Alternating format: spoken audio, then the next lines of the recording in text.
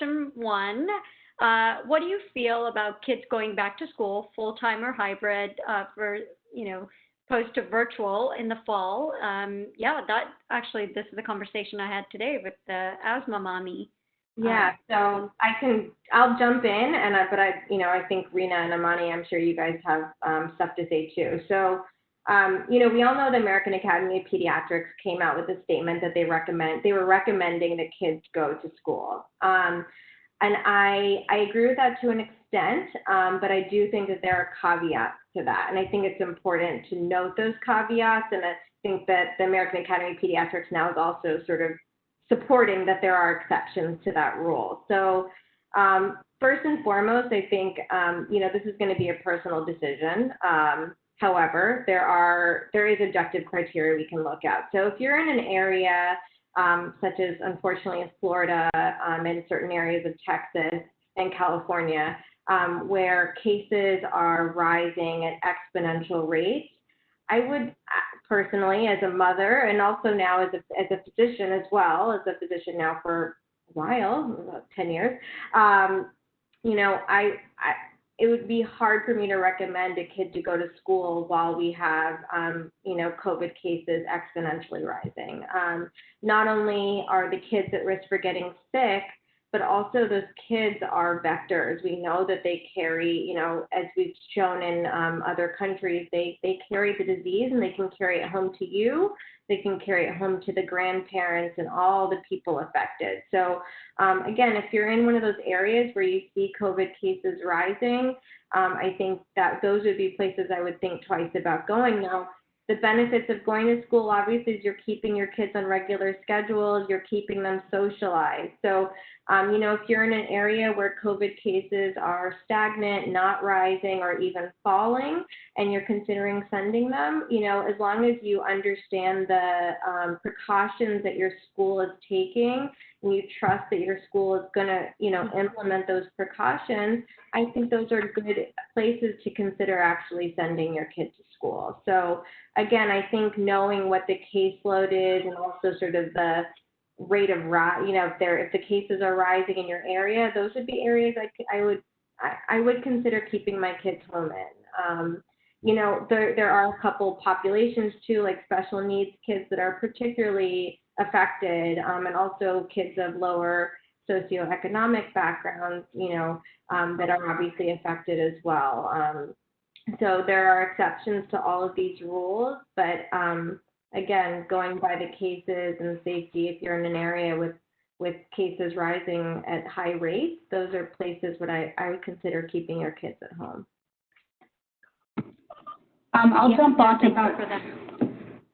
Sorry, Palak. I'll jump onto that because I am in an area where cases are rising rapidly. I'm in Houston, Texas, and in Houston, one of the major ISDs said the first 8 weeks will be virtual, and the others said that they would actually give an option to parents. And then I think yesterday there was a big march at the Capitol in Austin where teachers were saying this is really not safe. You're closing down bars, but you're opening schools. And so I do agree with you. I think that it's a very tough decision for families because if you don't have childcare and you're a working parent, then you don't really have a lot of options.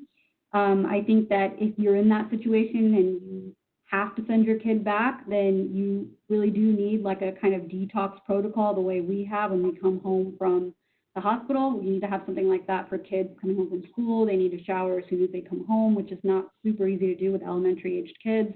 And you need to be aware of what precautions the school is taking. But if at all possible to avoid it, I agree with you. It's best to avoid it because cases are rising here in Texas right now. Same with Georgia. So I will just add that I'm in a state that it didn't get horrible in. I'm in Maryland, and we closed schools very early compared to even New York. We closed schools very early, and we had a spike, but it never got out of hand, and it's going down, and we've still maintained those precautions. And in fact, our schools are closed for another up until January. They're going to be all virtual. And while that's a huge, tremendous strain on a lot of people, I think that shows real leadership on our governor's side. And so I think this is not an easy time, but I think we have to make these tough decisions for the safety of our public health. Yeah, I think what I'm hearing is you have to do what's best for your kid, and it may not be the popular thing, but at the end of the day, you know your kid and you know the factors that are pertinent to your family, so act accordingly. The email, the link for these talks will be available on YouTube, and I think the direction is to subscribe to the Summit's YouTube channel, and all the talks will be loaded there. So in England, all the schools will be opening in September. The government expects all the students to attend because there will be no online classes. What are the rules in the U.S. for the next term? And I think we just kind of address it's kind of hodgepodge, right? There's no rules.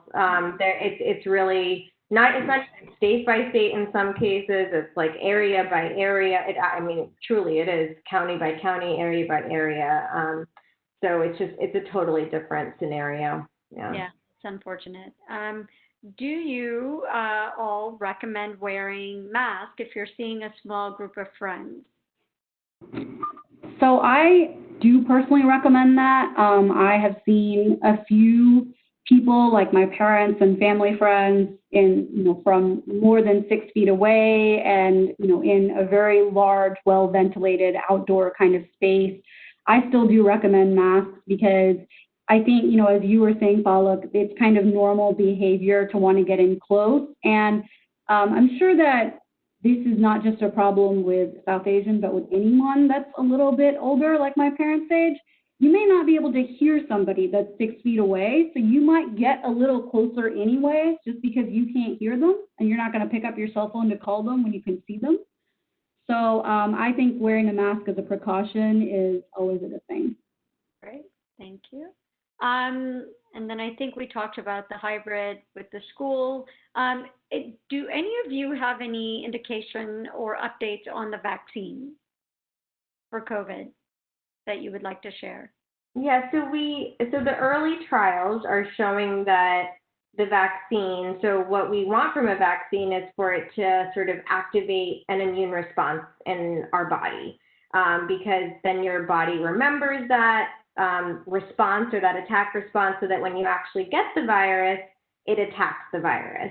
So the good news so far, and this is not in a large number of patients or participants in the trial, but a small number, we've shown that they are mounting a response. So that's great, and it's a reason to celebrate. Now what needs to happen is a study of a large number of patients, so we can make sure that not only are a ton of patients actually mounting that response, but also that it's safe.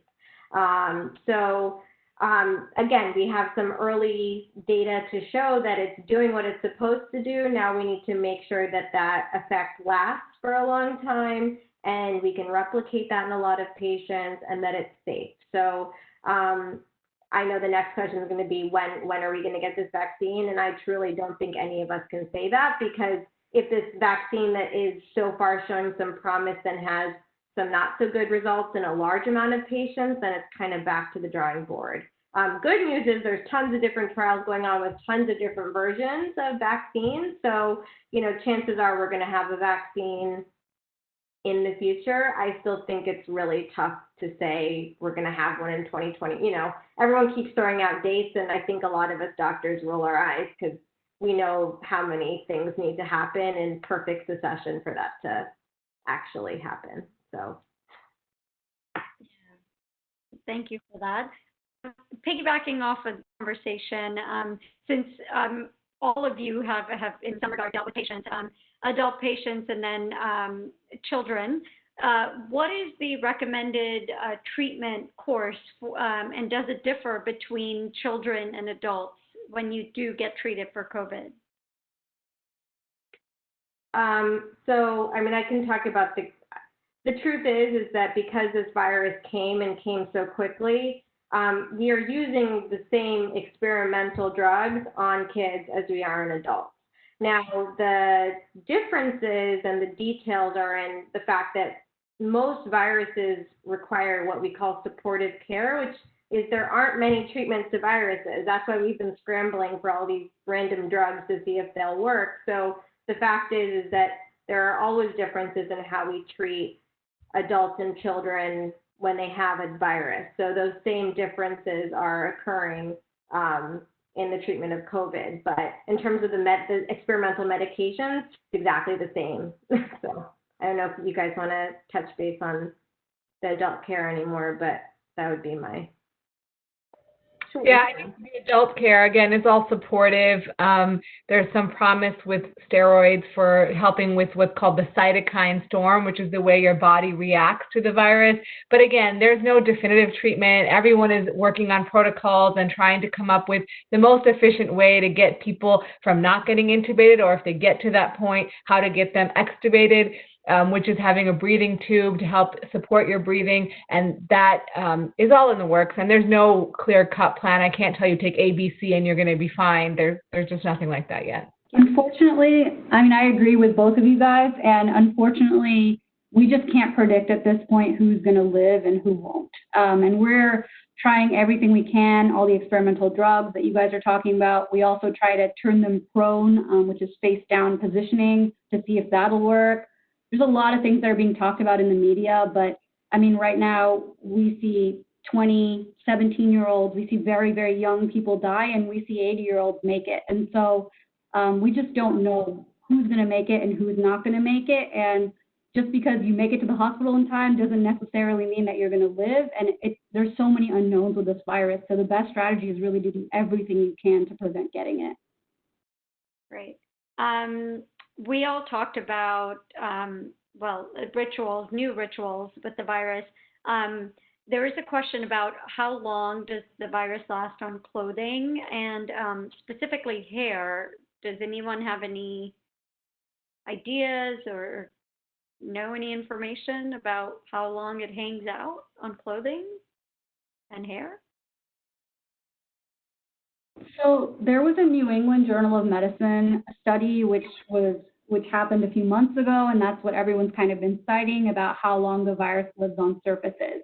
But the surfaces they covered in that study didn't really include clothing or hair. And so I think most people are conservatively saying that it could live in your hair or on your clothing up to 24 hours, but we don't have a lot of great data because we haven't really tested that yet. I second that. That's why I was giving funny faces. And, the fact is that the trials are going to get done. People are doing lots of at-home things. So there are reasons to believe that we need to be careful. And that's why you'll see a lot of doctors that aren't even surgeons or in the ICU wearing surgical caps and like bouffants around, because the fact is being more careful doesn't hurt anyone, right? So just assume it's there and take it off as soon as you get home.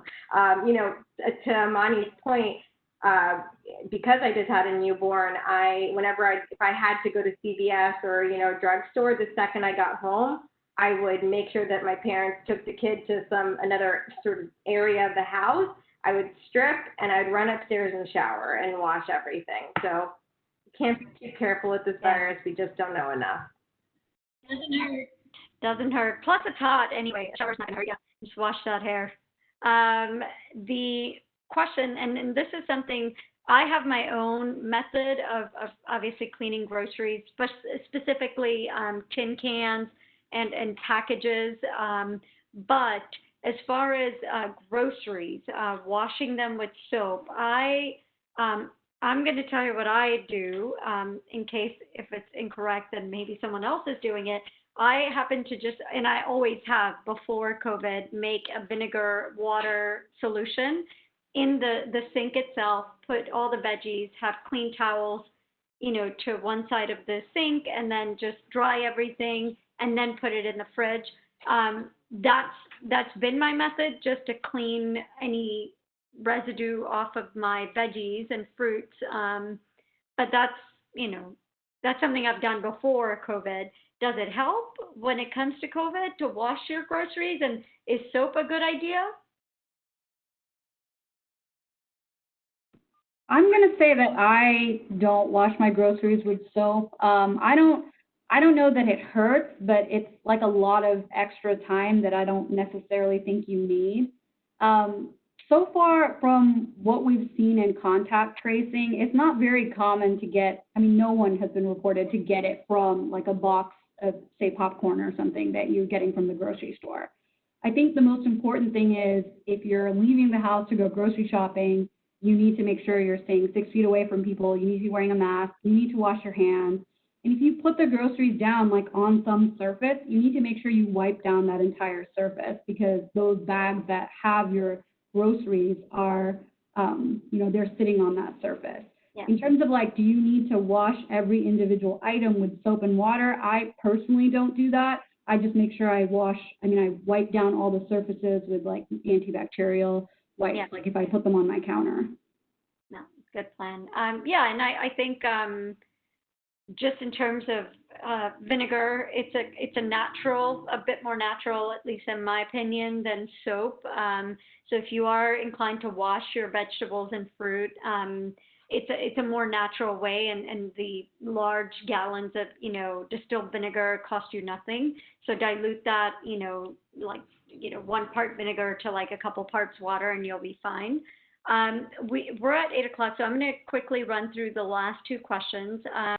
We have folks that are on the front line, and if you wanted to participate in a clinical study of any kind, how does one go about volunteering? I just responded in the chat. Searching on clinicaltrials.gov is a good place to start. And then if it's an NIH study, just searching on the NIH website, they often have participant information. Beyond that, those are the 2 main suggestions I have. Rena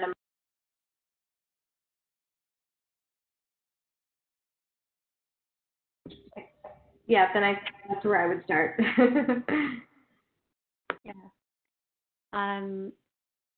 I think those are, and if, I guess the final question, which is very relevant, aside from the CDC, because I know that was mentioned,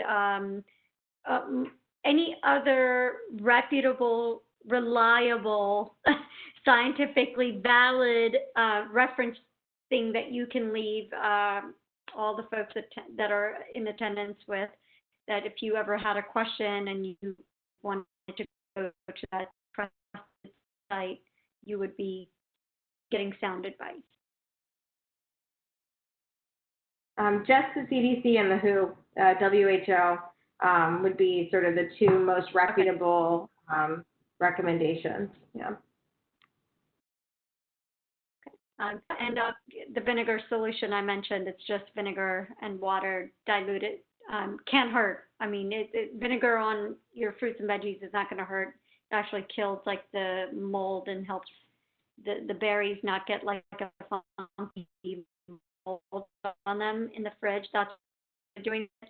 And in culinary, you use vinegar water to clean the surfaces of the steel, countertops in the school. So that's my little bit. Thank you so much for your time and debunking most of the myths. I'm embarrassed to admit that a few of them I've succumbed to, but thank you so much for your time, and hope the audience got some good reference to not, start doubling up on turmeric or zinc.